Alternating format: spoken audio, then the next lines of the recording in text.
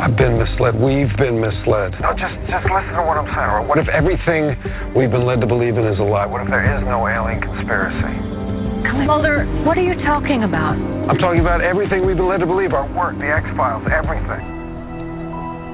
Scully, are you ready for this? I don't know if there's a choice.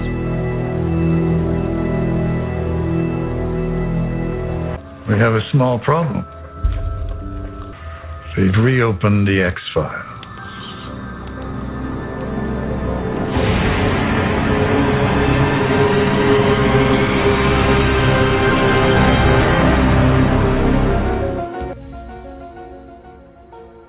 You are listening to an exclusive interview on the XFiles Addicts, only at Southgate Media Group. Chrissy and Dianne are the XFiles Addicts, asking you to believe the truth is out there.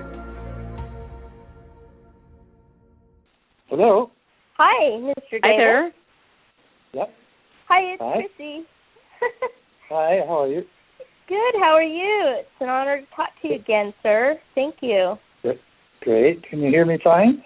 Yeah, I can hear you. Can you hear us okay? Yeah. Mm-hmm. Okay, so my co-host is Dianne. Say hi, Dianne. Hi, Mr. Davis. Hi, Dianne. It's a pleasure to get to talk to you. Thank you. Yes. Well, okay, so I guess we'll just get right down to it if that's okay with you. Sure, yeah. Okay. Well, first of all, I mean, obviously I was just ecstatic when I heard the X-Files was back, and I was so happy when you were going to come back on the show. What was your reaction to them bringing it back? Well, I guess it was in a couple of stages because I was surprised to find they were going to do television episodes. There had been, excuse me, a lot of rumors about a third movie, and a lot of fans thought it was going to happen, and they were pushing for it. And so when it turned out that it was going to be reprised as 6 television episodes, that was a surprise, but a happy surprise, and I think a really good idea in all kinds of ways. And then, of course, my next question when I heard about it was, yeah, but am I too dead? How can you get me back into the show? I know. That's what we were thinking. So once we got a call, my agent got a call from Chris Carter's people saying that I should keep my summer open. That was pretty encouraging. Wow. Well, where do you think the Smoking Man fits in at this point? I mean, just in the sense of, I mean, obviously there's new people in charge and everything, but do you think it's, I don't know, what are your thoughts on that, him kind of being reincorporated? Well, I mean, we don't, there's a great deal we don't know yet, and I guess there's a great deal I'm not allowed to say yet. Right. But I seem to have survived my trials and tribulations, although not totally comfortably, but still. And I seem to have still authority and power. So what my relationship is to the rest of the syndicate, or how much it exists, or any of those questions are pretty open, and we may not find out for a while. Right. Well, do you think that CSM has alien DNA or something? I mean, you've got 9 lives at this point. You certainly look healthier than you did the last time we saw you. Exactly. Yes. Now, are you referring to me or to what you saw in the first episode? Referring to what we just saw in the very first episode. And you thought I looked healthy. A little bit, yes, especially considering the intervening years. Okay, all right. So all that 4 hours I spent in the makeup trailer didn't convince you that. But yes, whether I have alien DNA or just alien connections, or I mean, obviously there were some pretty big medical miracles that came into play, And I'm still hopeful that it might even get better, because there's a line somewhere in one of the episodes, I think, that says I'm expected to make a complete recovery. Oh, wow. I don't know what that means. Does that mean I will actually lose the tracheotomy eventually, or what does that mean? But we'll find out, I guess, eventually. Well, it's going to be interesting because, when you wrote enemy, basically, I guess, how do you say that? Enemy? You would say it, in French, you would say ennemi. But... Oh, ennemi.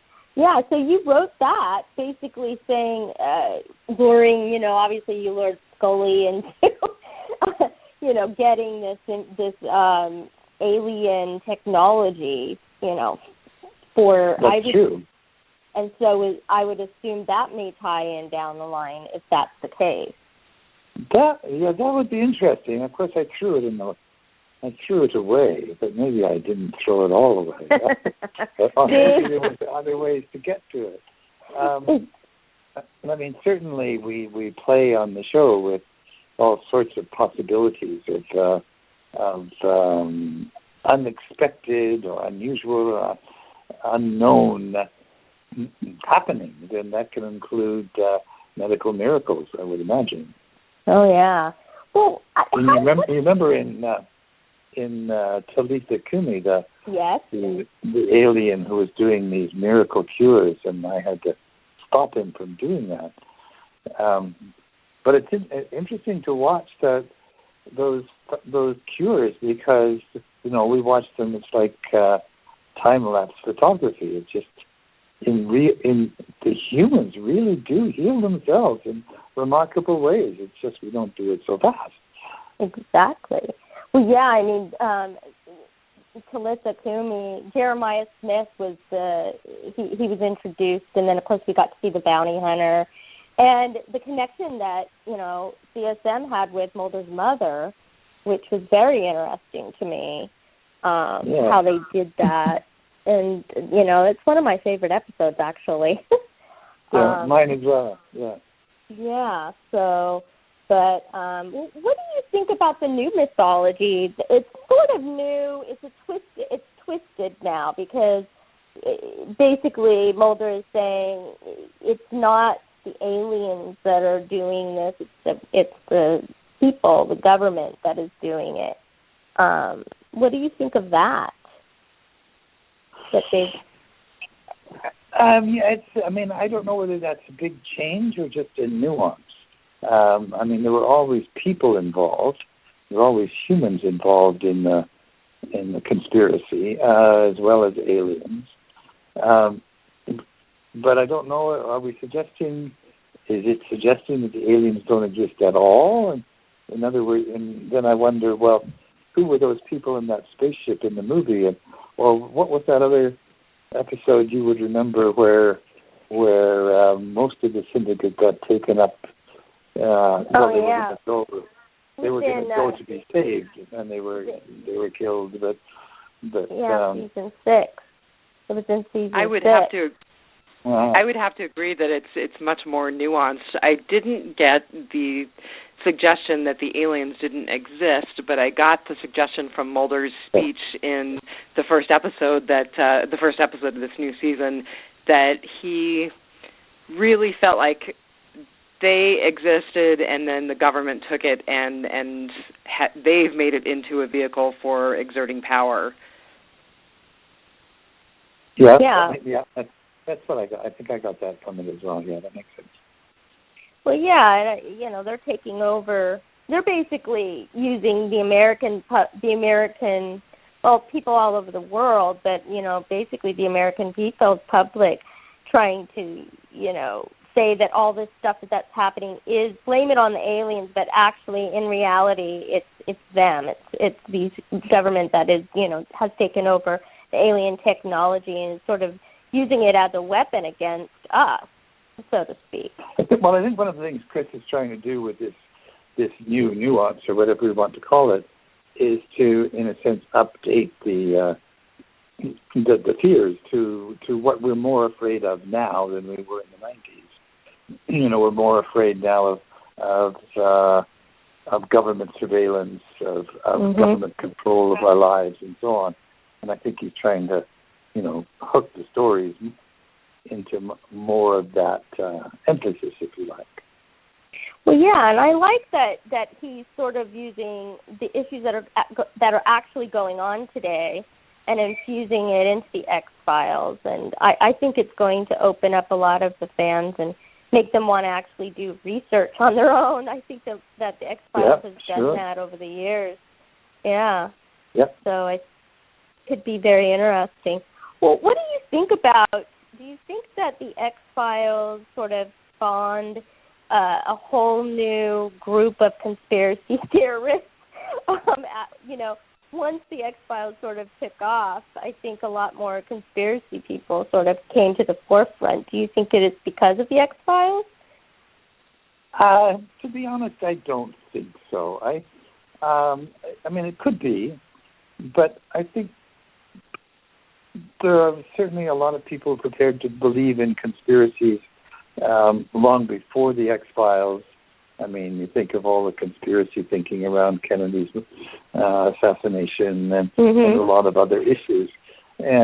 So I think it's more the other way around. I think X-Files is more a reflection of what's already in the zeitgeist rather than influencing the zeitgeist. I think most people, maybe not all, but I think most people realize X-Files is fiction, and they're good stories, and they're reflective of things that we see or believe or wonder about, but they are not telling us anything new. I mean, it is fiction. Yeah. Well, I agree. So that brings up one of. Sorry. Go ahead.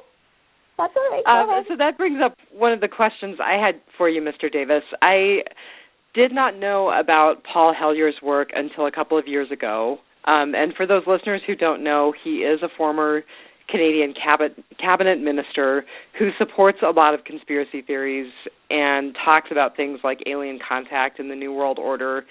He also says that he's an insider because of his former government office. And I would just love to hear, as a skeptic and also as a fellow Canadian, how you would respond to Mr. Hellier. You know, when I found out that that's where he had gone, to be honest, I was shocked. I mean, not that I was terribly aware of him in particular when he was a cabinet minister, except that he was in a pretty liberal cabinet, and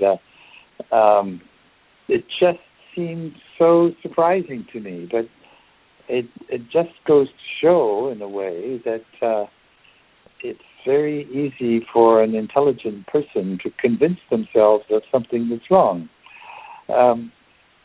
It doesn't take very much, or put another way,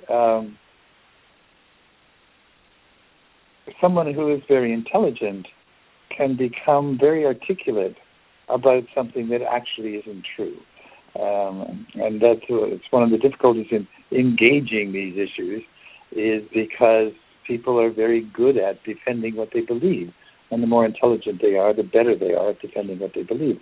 They don't believe it because they're intelligent. They believe it for some other reason. But they use their intelligence to support the belief, if you like. That's a really fascinating take. I really like that. Yeah. So, I mean, if Hellier weren't so smart, you'd just say he was a crackpot. Right. But because he is smart, he can't just fix him quite that easily. But I do think he's wrong. So this actually kind of brings up a question from one of our fans as well. Her name is Sarah, and she's currently living in Alaska, which is where I'm from. She said, how do you think the X-Files has helped to shape society's view of the strange, unexplainable, and paranormal, for better or for worse?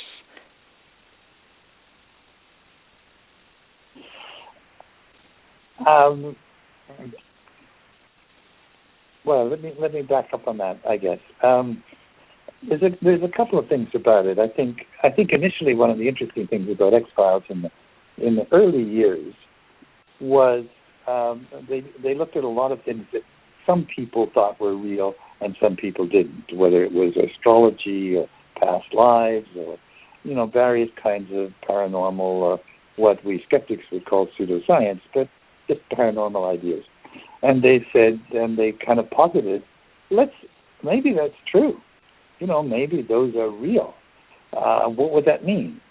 And that was pretty interesting exploration. I don't know if it convinced anybody to change their mind about anything, other than to imagine what it would be like if that were the case. Then, of course, X-Files, you can only do that for so long. You run out of things that, paranormal things that people believed, and then sometimes the X-Files began to kind of stretch the imagination. I remember in one episode there was something about someone who could turn their head 360 degrees. But I don't think there's anybody in the world who thinks that exists, But there are people who think astrology is real. So, but whether it shaped anything, I doubt. Whether it shaped anyone's opinions, it may have opened people up to to ideas that they didn't realize that people had thought were real. But I don't think it changed people's minds in any significant way. Because, do you think it just made it more permissible for people to talk about what they believed in that was somewhat outside of the ordinary? That's a good question. I have no idea. That's very interesting. Certainly, in the early years of the show, because people don't really understand how normal actors work. Because we live in the world of the A-list actor who can choose what they want to do, and so they assume that I chose to be an X-Files because I believe in these things, so they would. People offered to take me on skywalks and show me unidentified objects, and they bring me the latest research on Area 51 and so on. And we're always a bit surprised to find out that I actually didn't really believe in any of these things. But whether the show may have made it more acceptable to bring some of these things into common conversation. They probably helped. Roswell actually make a few more dollars and make it a better tourist attraction. I know. We talked a little bit about this the last time I spoke to you, but I know it's so fascinating to me that you don't believe in otherworldly life outside Earth. I think it's funny because of everything that they've been discovering lately, new planets and this and that. I would just think I can't imagine we're just the only people here. You made a jump there because you can't imagine we're the only people here. If you said you couldn't imagine we're the only life here, I'd go along with you quite a ways. But don't forget, this planet has been here for 4 billion years. I think it is. I keep getting this mixed up. And people, as we know them, have only been here for a tiny little time of that, a couple 100,000 years. And intelligent life or industrial life has only been here for maybe 5,000 or 10,000 years. Just a blink of an eye in the life of this planet. And we don't even know if it will last very long. The way we're ignoring climate change and so on, it may not last very long at all. So it's really fascinating to me that you brought that up. I just read about. Oh, sorry. I just read about some research that was done at the University of Chicago where they think that they have discovered the enzyme process that allowed single-celled organisms to organize into multicellular organisms. So I think it's fascinating that you bring that up, and I think it's very apt. Yeah, that's certainly possible in other planets. But it's a big jump from there to think they could develop spaceships and they could travel through time and get to here,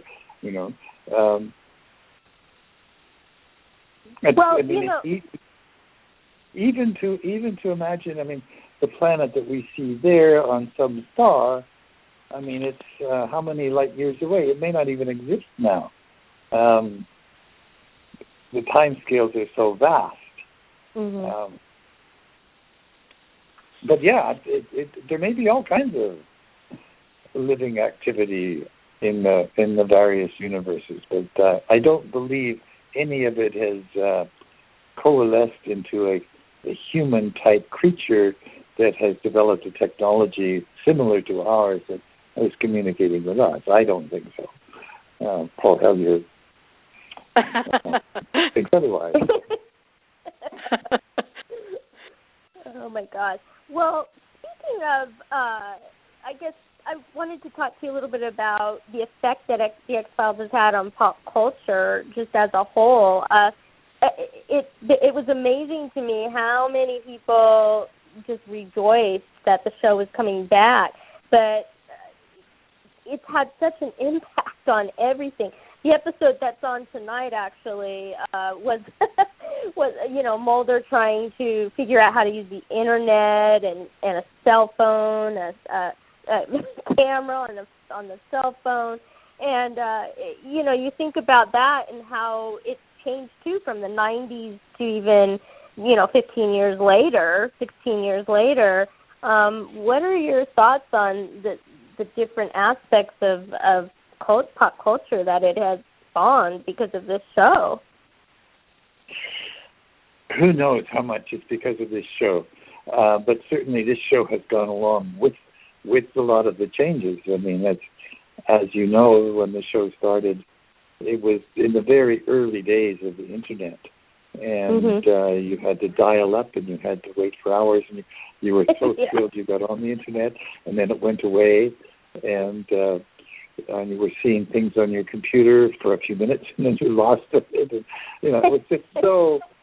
It was like the X-Files in that nothing was certain. Everything was kind of insecure. Right. And then this whole kind of network of fans that grouped together as and got to know each other through chat rooms and so on.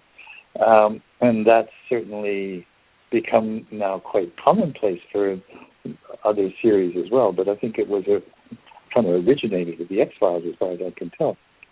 Yeah, definitely. But the technological changes just in that time, of course, are huge.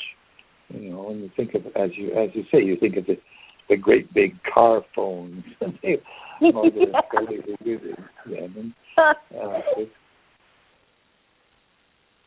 Someone showed a picture somewhere of I think, I don't know, a lot of different things like cameras and speakers and the whole kind of array of things that we used to use in the 90s, and then put in the middle of it a phone.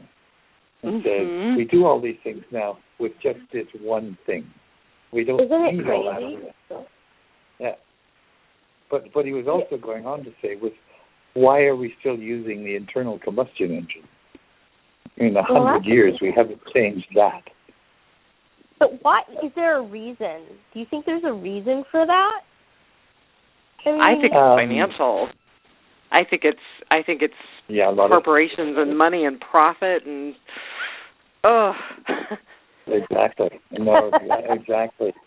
I mean, I think it has a lot to do with your passion about climate change and resource depletion. Yeah. Yeah. Yeah. So I mean, I drive a Tesla now, so it's carbon free pretty much. Excellent. But it's also an amazing vehicle. It is just so much better than an internal combustion engine. I mean, it's quiet. It has 2 moving parts instead of 100. It doesn't need to be oiled. It doesn't need to be greased. It doesn't need to be serviced. I mean, it's just a so much better invention. Well, why hasn't that taken off more then?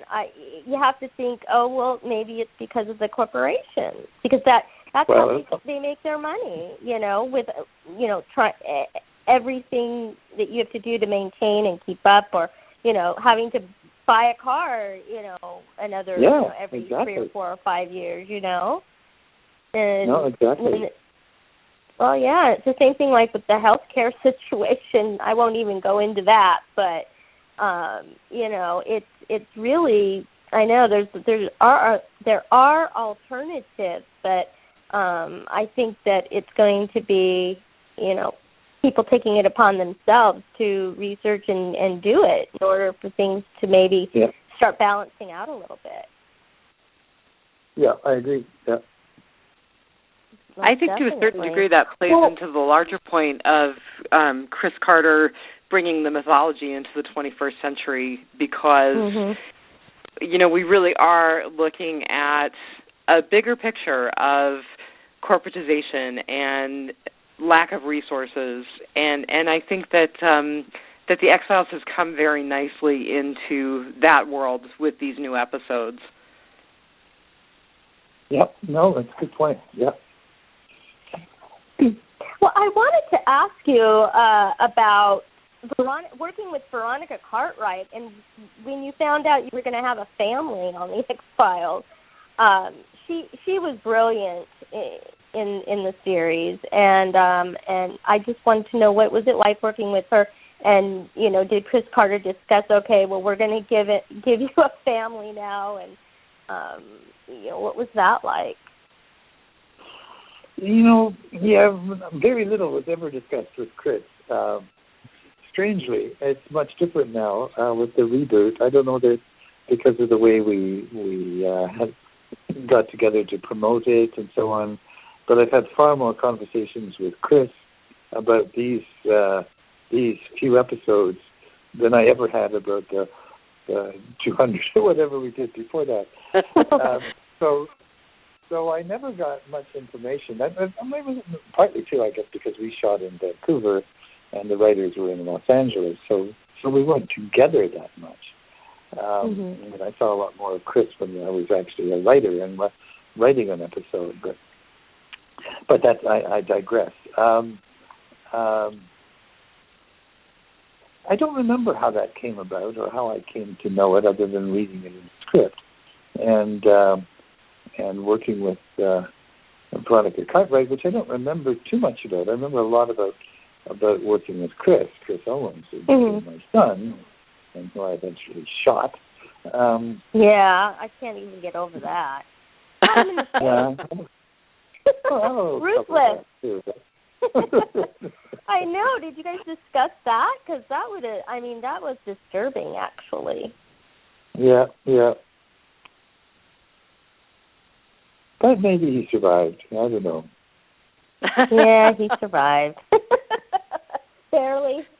By the skin of his teeth. At least so far as we know, as of the last episode of the series. Yeah, exactly. Well, so have you seen any of the new episodes? Did you watch them at all? Yes. Well, I saw. I was one of those who was very miffed by the whole Super Bowl. Well, not the Super Bowl, the NFL. Oh, game. yeah. Oh, yes. I did. Fortunately, I went to the premiere in L.A., so I saw the first episode on the big screen. Nice. But I'd recorded it on my TV, but here in the West Coast, the football game went into the time, and they didn't start the program until a half an hour late or whatever. So I only had half the episode on my PVR, and that was really annoying. I gather Fox's, which I haven't followed up, but there is a link on Fox's website where we can actually see the episode for those of us who weren't able to see it because of the football game.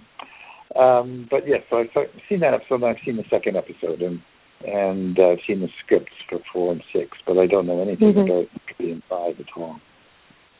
Well, what was your thought as to how they put it all together, and did you like it? What was your reaction to after seeing them?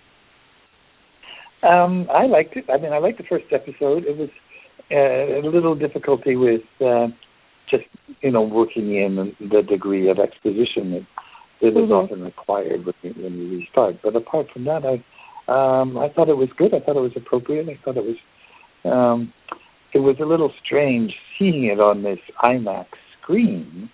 I'm not sure that was really think I really wanted to see it on my TV screen because I thought that just made it just too big. And I think it would have fit better in my living room than it did on the IMAX screen. But that said, I liked it. The second episode, I was not a fan of. Really? I was delighted that you all thought it was great, because I really want the show to be a success. But when I watched it, I was a little disappointed. I found it disjointed. I found it a little hard to follow, and really didn't take me up into it. But then, there's I'm not really an X-Files fan in the sense that you are. So there's lots of things I like about the show, but there's been episodes that I haven't really liked at all. So I found I need to see it again. I think, but I was delighted that it was so successful. So. Oh yeah. So what was it like working back with David and Jillian again? Is it strange for you after so many years being apart? Well, as usual, I don't get to do much with Jillian. That was probably why I wrote on Me or got involved in it, because I wanted to work with her. But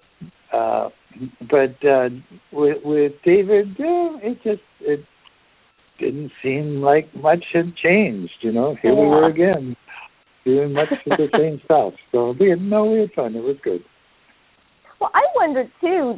Did the cigarette smoking man? Did he have like a thing for Scully? Because in the that was my idea in On Me, was that yes, he did have a thing for Scully, exactly, and that actually in the course of that episode, he actually did something unusual for him. He did something good in that he destroyed this whatever it was that could have given him and given evil people far too much power. Yeah, well, we think he did anyway. We shall see. We shall see. Yeah, you're not sure, right? Okay. Who knows? You never know. Yeah. Well, before I let you go, I just have one more question. Do you have a best or worst fan experience over the years with X-Filers? I don't really have a really bad fan experience, but the one that was really odd, it's just, and then, because, I came into this relatively late in life. I'd worked as an actor and as a director, but I had not been a, quote, star, unquote. I'd not been a celebrity or whatever until I was in my 50s. And, so one day I'm in a gas station or a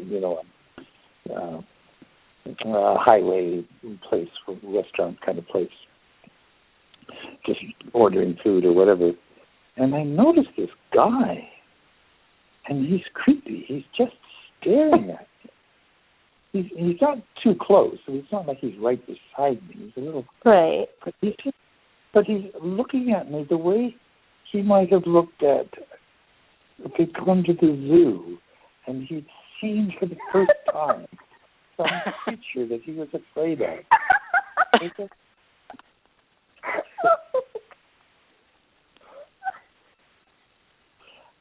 And my best fan experience, somehow through the X-Files, I came to meet this lovely woman who I've been married to for the last 5 years. Oh, that's wonderful. Yeah, congratulations. That's amazing. Yeah. Wow. Well, geez, thank you so much for your time and for indulging us. We really appreciate it. Yeah, can I ask one more thing that I think might be a nice note for us to go out on? Okay. I read that you got your start in radio and on the stage. So if you could tell X-Files fans who don't know a lot of your other work about one other aspect of your career, what would you tell us? What would you want us to know you for? Oh, interesting question. Well, I mean, people kind of outside the Canadian theatre world, I guess, don't really know that I'm a theatre director, and that was long my ambition, and what I've probably done the most of. I've directed in the professional theatre. I've directed, maybe 120, 130 plays professionally, and most people don't know that. And of course, I've also written a memoir, which they could buy. I mean, That was a great book. I have to tell you, I read it about a year ago, and I loved it. Oh, great! It's also available as an audio book. I did the narration for it, so if people wanted to get where there's that would be amazing. Yeah, I'll definitely put a link on our Facebook page. That's awesome. Yeah. Well, thank you so much, and good luck. Okay. And we're looking forward to seeing the rest of the season. Yeah. Okay. Terrific. Thanks so much. It was such a pleasure. Yes, thank you so much. Yes. Yeah. Thank you. Take care. Yeah. Yeah. You too. Bye-bye. Bye. Bye. So he's so nice. So funny. I know, and he's intelligent. You know, it's nice to talk to people that have brains. I would really like to listen to his book because I have to say it's so written in his voice that I could really hear it when I was going back through it. Right. So I'm glad to know that he's the person who's narrating. That's cool. Yeah. Well, gosh, I hope he said he had a good time, right? I don't know. He said he enjoyed it, right? I don't know. I always worry. I don't know. I mean, I think we asked good questions, and he seemed interested in the conversation that we were having. I think that's pretty cool. Okay. All right. I always just wonder, I get nervous. Who knows? He'll probably be like, oh, my gosh, I'm never talking to that girl again. She's crazy. No, just kidding. He's going to be like that woman from Alaska talked over me the whole time. It was crazy. I know. I heard you. I know. I'm like, oh, she talked over him. I know. I was like, oh, my gosh, don't talk over him. But it's okay. He understands, I'm thinking, a zealous X-Files fan. Right. He's like, I'm not into the X-Files like you guys are. Well, that's why I wanted to try to ask him a few other things that weren't related to the show. So hopefully we got a couple of those in. I hope so. Well, you did a great job. He loved your questions, so that was good. That was very impressive. Oh, good. Good. I was so nervous. You did great. See, I told you you'd be fine. Walk in the park.